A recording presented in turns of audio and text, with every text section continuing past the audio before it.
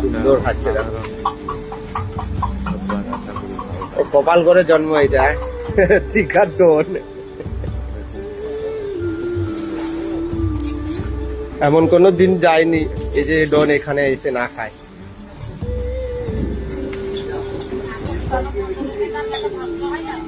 ও বলছে তো, মাসিমা বলছে দোকান বন্ধ থাকলে অনেক কষ্ট হয়। মাসিমা দু গুন্ডা খাইয়ে দিল, বা গরম ভাত ঠান্ডা করে দিয়েছে। ডেলি আসে না, 4 টাইম।